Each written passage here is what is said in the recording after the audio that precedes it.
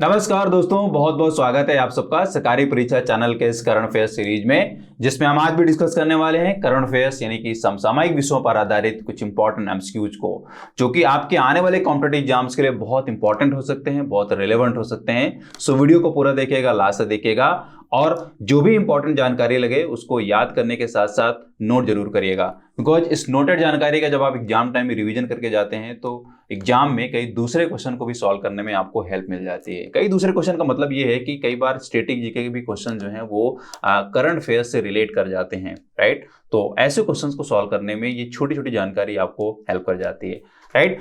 तो टाइम कभी ना वेस्ट किए शुरू करते हैं हमारा आज का वीडियो और देखते हैं पहला क्वेश्चन। तो फर्स्ट क्वेश्चन है, Which of the following bank has been merged with Unity Small Finance Bank? निम्नलिखित में से किस बैंक का यूनिटी स्मॉल फाइनेंस बैंक में विलय कर दिया गया है? तो यहाँ पे ऑप्शंस गिवन है, PMC bank, Bharat cooperative bank, Janata cooperative bank, Saraswat cooperative bank. तो इनमें से सही ऑप्शन आप जान लीजिए। सही ऑप्शन यहाँ पे है पीएमसी बैंक। जी हाँ दोस्तों, पीएमसी बैंक का यहाँ पे यूनिटी स्मॉल फाइनेंस बैंक में विलय कर दिया गया है। जी, बैंक का नाम आप अच्छे से याद कर लें, मतलब जहां पे इसको जिसके साथ इसको मर्ज किया गया वो भी याद रहे आपको, और पीएमसी बैंक ये भी आपको याद होना चाहिए। पीएमसी बैंक आपको एक तरीके से बहुत अच्छे से याद होना चाहिए, बिकॉज ये अभी हाल ही में न्यूज में रहा है और अब इसका विलय स्मॉल फाइनेंस बैंक से हो गया है, राइट। मैं आपको बताऊं कि यह जो मर्जर है वो 25 जनवरी 2022 से इफेक्ट में आएगा। कब से आएगा? 25 जनवरी 2022 से इफेक्ट में आएगा। और अगर हम यहाँ पे इस बैंक की बात करें, यानी कि स्मॉल फाइनेंस बैंक की बात करें, एसएफबी की बात करें, मतलब कि यूनिटी एसएफबी की बात करें, तो ये एक जॉइंट वेंचर है जो कि सेंट्रम ग्रुप और भारत पे का जॉइंट वेंचर है। किसका किसका है? सेंट्रम ग्रुप और भारत पे, राइट। तो आप ये दोनों ग्रुप को अच्छे तरीके से याद रखें। सेंट्रम ग्रुप प्लस बात हो रही है भारत पे की, तो भारत पे, राइट, ये भी आपको याद हो जाना चाहिए। इन दोनों का ज्वाइंट वेंचर है और इन्होंने बनाया था स्मॉल फाइनेंस बैंक। और इसका अगर हम ऑपरेशन देखें तो ये नवंबर 1 यानी कि 1 नवंबर 2021 से काम करना स्टार्ट कर दिया था, राइट। कब से हुआ था? 1 नवंबर 2021, राइट। तो ये कुछ डेटा है, जरूर आप दिमाग में रख लें, क्वेश्चन बन सकता है। नाउ देखते हैं next question. What is the new name of DTH company Tata sky? DTH company Tata sky का नाम क्या रखा गया है? नया नाम यहाँ पे क्या रखा गया है? तो यहाँ पे ऑप्शंस गिवन है, Tata power, Tata sky pro, Tata play या टाटा स्ट्रीम। तो इनमें से सही ऑप्शन मैं आपको बता दूं, सही ऑप्शन यहाँ पे है टाटा प्ले। जी हाँ दोस्तों, ये नाम अच्छे से याद कर लें। डीटीएच कंपनी टाटा स्काई का नया नाम रखा गया है, जिसका नाम है टाटा प्ले, राइट। मैं आपको बता दूं कि लगभग 15 साल हो गए टाटा स्काई को, मतलब कि जब से ये ऑपरेशन में आया है, जब से इसने काम करना स्टार्ट किया, जब से ये एग्जिस्टेंस में आया है, तो 15 साल के बाद इसने अपना ये नाम चेंज किया है टाटा प्ले, राइट। और पहले क्या नाम था? Tata sky, right. तो इसका पर्पज क्या है, मतलब कि नाम चेंज करने का रीजन क्या है? तो कंपनी के हिसाब से अगर देखें, अगर इसके स्टेटमेंट को देखें, तो उनका कहना है कि जो भी कंपनी नए तरीके के प्रोडक्ट्स को ला रही है, नए तरीके के सर्विसेज को लॉन्च कर रही है, तो उन सारे प्रोडक्ट्स और सर्विसेज को सिग्निफाई करने के लिए एक नया नाम जरूरी था, राइट। और इसी उद्देश्य से यहाँ पे नया नाम रखा गया है, that is Tata play, right. तो आप इसको अच्छे तरीके से याद कर लें। अगर हम यहाँ पे यूजर्स के पॉइंट ऑफ व्यू से बात करें, मतलब कि टाटा स्काई के जो यूजर्स हैं ऑल ओवर इंडिया, तो मैं आपको बता दूं कि टाटा स्काई के ऑल ओवर इंडिया जो कनेक्शंस हैं वो 23 मिलियन कनेक्शंस हैं। कितने कनेक्शंस हैं? 23 मिलियन। तो ये अपने आप में बहुत बड़ी बात है, इसको भी आप अच्छे तरीके से याद कर लें डेटा के रूप में। 23 मिलियन क्या है? कनेक्शंस हैं। किसके? टाटा स्काई के, जिसका नया नाम हो गया है टाटा प्ले। और अगर हम यहाँ पे यूजर की बात करें, मतलब कि एक्टिव सब्सक्राइबर्स की बात करें, तो 19 मिलियन यहाँ पे सब्सक्राइबर्स हैं। कितने हैं? 19 मिलियन एक्टिव सब्सक्राइबर्स हैं, राइट। तो ये आप अच्छे तरीके से याद कर लें। और भी जो भी डीटीएच यहाँ पे प्रोवाइडिंग कंपनीज हैं, उनके भी डेटा को निकाल कर रख सकते हैं, साथ में याद कर सकते हैं। क्वेश्चन यहाँ से भी बन सकता है, राइट। नाउ देखते हैं next question. Olympic gold medalist Charanjit Singh has passed away recently. He was related to which sport? Olympic स्वर्ण पदक विजेता चरणजीत सिंह का हाल ही में निधन हो गया है, वो किस खेल से संबंधित थे? तो यहाँ पे ऑप्शंस गिवन है, स्विमिंग, बास्केटबॉल, फुटबॉल या हॉकी। तो इनमें से सही ऑप्शन जान लीजिए। सही ऑप्शन यहाँ पे है हॉकी। जी हाँ, हॉकी से रिलेट करते थे ओलंपिक स्वर्ण पदक विजेता चरणजीत सिंह, जिनका हाल ही में निधन हो गया है। और मैं आपको बता दूं कि इनका जो पार्टिसिपेशन रहा है, इनका जो रोल रहा है, वो 1964 के टोक्यो ओलंपिक में gold medal winning hockey team के, मतलब ये कैप्टन थे इंडिया के। इंडिया जो कि 1964 में टोक्यो ओलंपिक में गोल्ड मेडल हासिल करती है हॉकी में, तो ये उस टीम के कैप्टन थे, राइट। और अगर हम यहाँ पे इनको पर्सनली अवार्ड के टर्म में देखें तो इनको भारत सरकार ने पद्मश्री और अर्जुन अवार्ड से भी नवाजा था, राइट। तो एक तरीके से काफ़ी इंपॉर्टेंट पर्सनालिटी हैं यहाँ पे चरणजीत सिंह, उनको आप एक तरीके से और डिटेल में पढ़ सकते हैं, उनके रिकॉर्ड्स को पढ़ सकते हैं, राइट। इंपॉर्टेंट डेट्स के अंदर ऐसे क्वेश्चन बन जाते हैं, तो यहाँ पे नाम अच्छे से याद कर लें। नाउ देखते हैं next question. Famous dancer Milena Salvini has passed away recently. She was popular for which Indian classical dance? हाल ही में प्रसिद्ध नृत्यांगना मिलिना साल्वनी का निधन हो गया है। वह किस भारतीय शास्त्रीय नृत्य के लिए प्रचलित थी, मतलब कि किसके लिए वो फेमस थी? तो यहाँ पे ऑप्शंस गिवन है, भरतनाट्यम, कथक, कथकली या कुचिपुड़ी।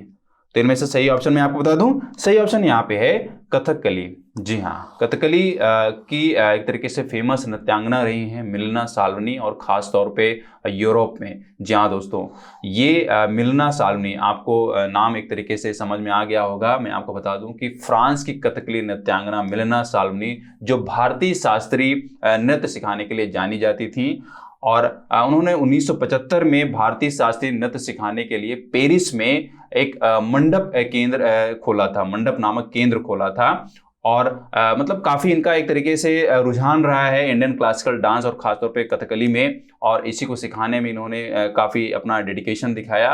और इसी डेडिकेशन को और एक तरीके से भारत के कल्चर को प्रमोट करने के लिए भारत सरकार ने प्रदर्शन कला के क्षेत्र में योगदान देने के लिए 2019 में इन्हें, मतलब कि साल्वनी को, पद्मश्री सम्मान से सम्मानित किया था, राइट। तो ये अवार्ड भी आप एक तरीके से यहाँ पे इनके टर्म में आप अच्छे से दिमाग में रख लें, पद्मश्री अवार्ड इनको मिल चुका है, राइट। और मिलिना साल्वनी जो है वो इटली में पैदा होती हैं, लेकिन फाइनली जो है वो फ्रांस में एक तरीके से शिफ्ट होती हैं, राइट। तो बहुत इंपॉर्टेंट है, आप यहाँ पे डिटेल में जरूर पढ़ सकते हैं मिलिना साल्वनी को, और इंपॉर्टेंट डेट्स में ये पूछा जा सकता है, राइट। नाउ देखते हैं नेक्स्ट क्वेश्चन।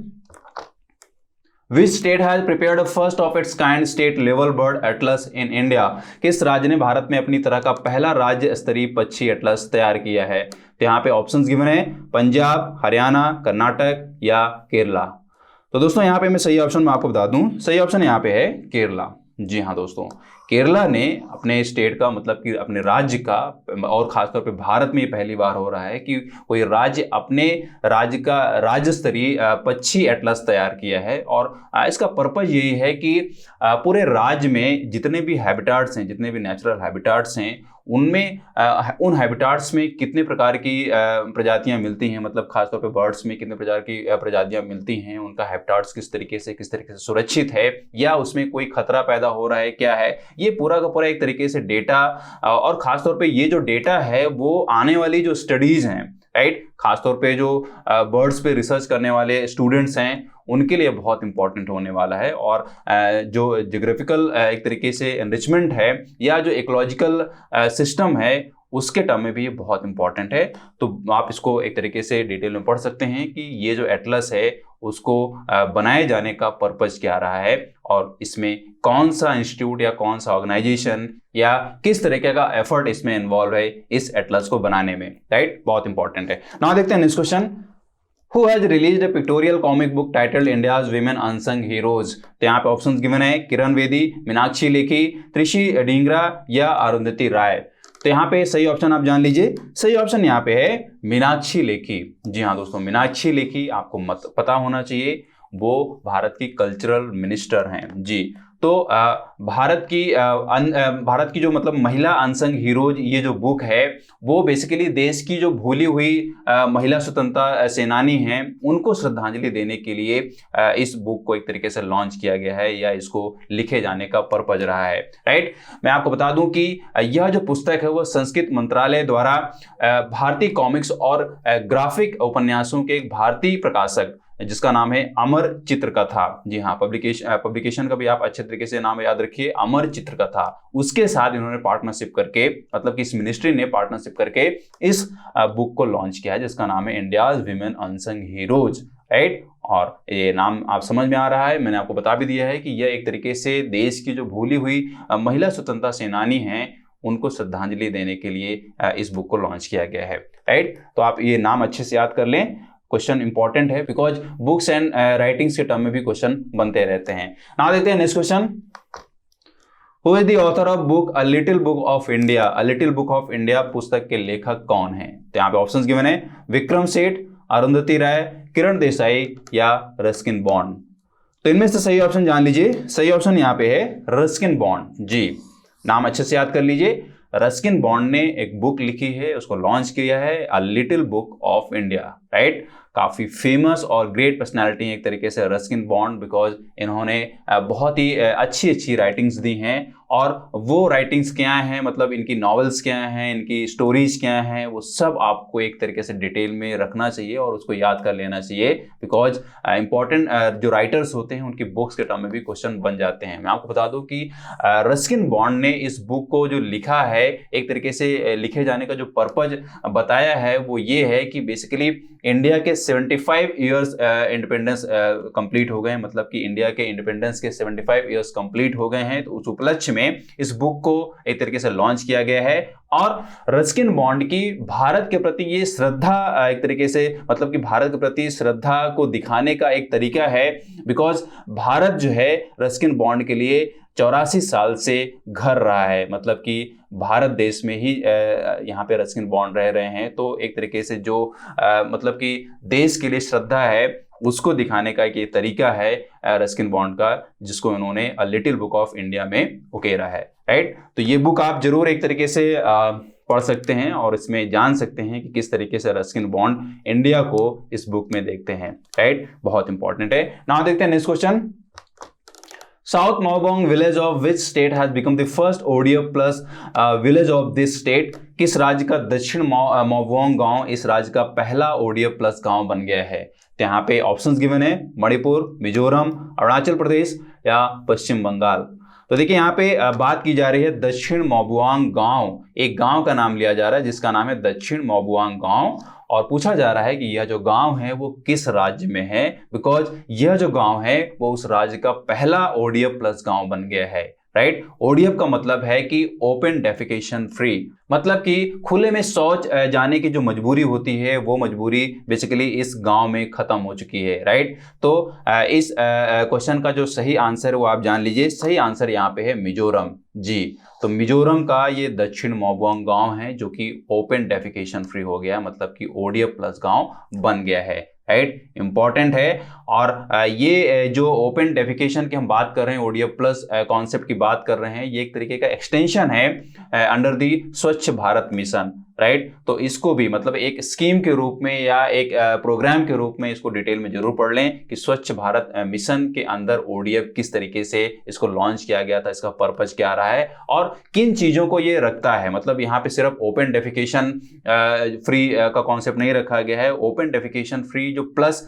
एक तरीके का प्रोग्राम है उसमें बहुत सारी चीजों को रखा गया है। बहुत सारी चीजों का मतलब ये है कि एक तरीके से जिस भी गांव को यहाँ पे जिस भी गांव की एनालिसिस की जाती है, जिस भी गांव की मेजरमेंट की जाती है इस प्रोग्राम के तहत, उसके लिए जो पैरामीटर्स होते हैं, वो पैरामीटर्स या जो फील्ड्स होते हैं वो मैं आपको बता दूं, वो ये होते हैं कि उस गांव में बायोडिग्रेडेबल या नॉन बायोडिग्रेडेबल वेस्ट को किस तरीके से ट्रीट किया जाता है या उसका किस तरीके से अदर फॉर्म में कन्वर्जन किया जाता है। मतलब ये है कि जो भी वेस्ट उस पर्टिकुलर गांव में उत्पन्न होता है, उस वेस्ट को क्या हम उसको फर्दर अच्छे तरीके से मैनेज कर पाते हैं, मतलब उसका अच्छे तरीके से मैनेजमेंट हो पाता है नहीं हो पाता, उसका ट्रांसपोर्टेशन हो पाता है नहीं हो पाता है, राइट। ये सारी चीजें, तो इन्हीं सारे फैक्टर्स को ध्यान में रखकर एक तरीके से ODF प्लस गांव सिग्निफाई किया जाता है, राइट। बहुत इंपॉर्टेंट है। तो ये तो बात होगी मिजोरम के मॉबुआंग गांव की, जो कि मिजोरम का पहला गांव बना है। लेकिन अगर इसको हम पूरे भारतवर्ष में देखें, मतलब कि भारत का पहला ऐसा कौन सा गांव है जो ODF में आया है,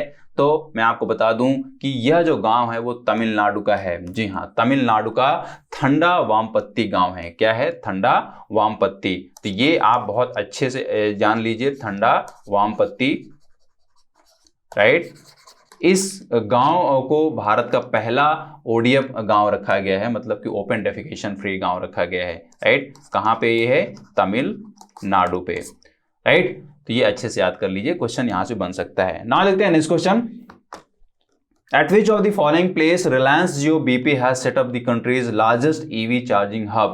निम्नलिखित में से किस जगह पर Reliance Jio BP ने देश के सबसे बड़े EV चार्जिंग हब की स्थापना की है? तो यहाँ पे ऑप्शंस गिवन है, बेंगलुरु, दिल्ली, कोलकाता या मुंबई।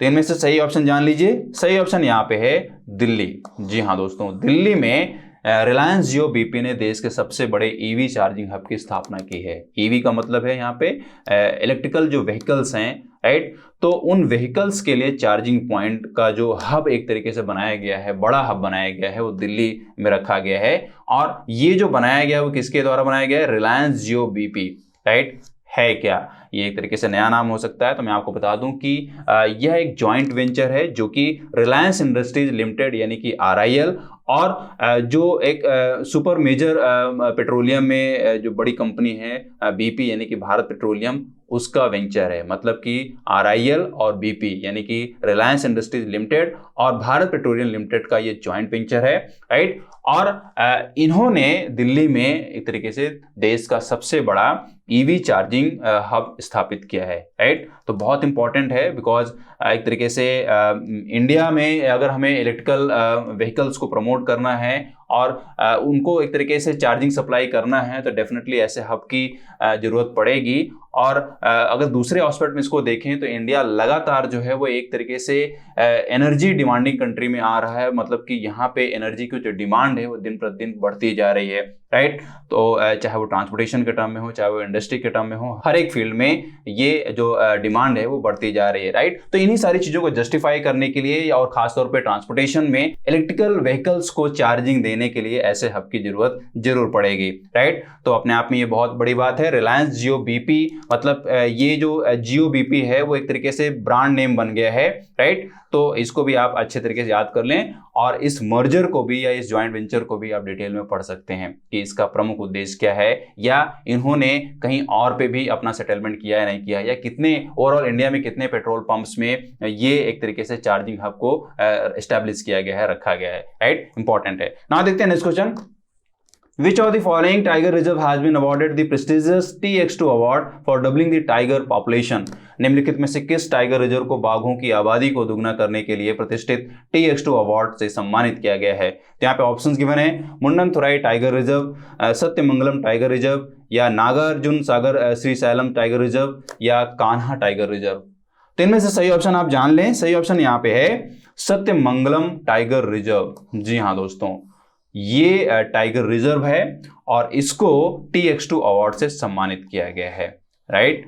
और मैं आपको बता दूं कि सत्यमंगलम टाइगर रिजर्व जो है वो इरोड डिस्ट्रिक्ट में है जो कि तमिलनाडु में पड़ता है, राइट। उसको ये ऑनर इसलिए दिया गया है बिकॉज 2010 से अब तक इसने बाघों की संख्या को दुगनी कर दी है और ये जो संख्या है एट प्रेजेंट वो 80 बताई जा रही है, राइट। तो अपने आप में ये इंपॉर्टेंट है, ये नंबर भी आप अच्छे से याद कर लें बिकॉज अगर आप जो भी नेचुरल वेजिटेशन के टर्म में बात करें या इंडिया में जो कंजर्व्ड पार्क्स हैं तो उनके टर्म में भी क्वेश्चन बनते रहते हैं, राइट। और इन कंजर्व्ड पार्क्स में कौन कौन से स्पीसीज एक तरीके से मतलब अपना उनका हैबिटाट है और स्पेशली रूप से मतलब किस स्पीसीज के लिए वो जो कंजर्व्ड पार्क है वो डेडिकेटेड रहता है। तो इस टर्म में भी क्वेश्चन बनते रहते हैं। आपको पर्टिकुलर इसकी भी एक लिस्ट बनानी चाहिए, एक पतली नोटबुक बनानी चाहिए कि इंडिया में जो भी रिजर्व्स हैं वो किन स्पीसीज को स्पेशल हैबिटेट प्रोवाइड कराते हैं या स्पेशल कंजर्वेशन प्रोवाइड कराते हैं, राइट। क्वेश्चन इसके टर्म में भी बनता रहता है। और दोस्तों यही थे हमारे आज के इंपॉर्टेंट क्वेश्चंस जो जरूर आपके किसी न किसी एग्जाम में पूछे जा सकते हैं या पूछे जाने वाले प्रश्नों को सॉल्व करने के लिए आपको यहाँ से हेल्प मिल सकती है। तो राइट, यहाँ पे सारे क्वेश्चंस का आंसर आप दिमाग में रख लें, याद कर लें और इंपॉर्टेंट जानकारी को आई होप आपने जरूर नोट डाउन किया होगा, राइट। और अगर आपको ये वीडियो हेल्पफुल लगी तो इसको लाइक करें, शेयर करें और अगर आप इस चैनल में नए हैं तो इस चैनल को सब्सक्राइब कर लें, साथ में बेल आइकन को प्रेस कर लें बिकॉज जब आप बेल आइकन प्रेस कर लेते हैं तो नई वीडियोज की नोटिफिकेशन आपको तुरंत मिल जाती है, राइट दोस्तों। और अगर आप ज़्यादा से ज़्यादा करंट अफेयर्स पढ़ना चाह रहे हैं तो आप हमारी साइट पे जाइए, वहाँ पे आपको डेली करंट अफेयर्स दिया जाता है, वो भी पॉइंट वाइज, ताकि आप उसको आसानी से याद कर पाएं, उसको नोट कर पाएं, ताकि उस नोटेड जानकारी का आप एग्जाम टाइम में रिवीजन करके जा पाएं और उसका एडवांटेज ले पाएं क्वेश्चंस को सॉल्व करने में, राइट दोस्तों। तो मिलता हूं आपसे नेक्स्ट वीडियो में, तब तक have a nice day, great day and thank you.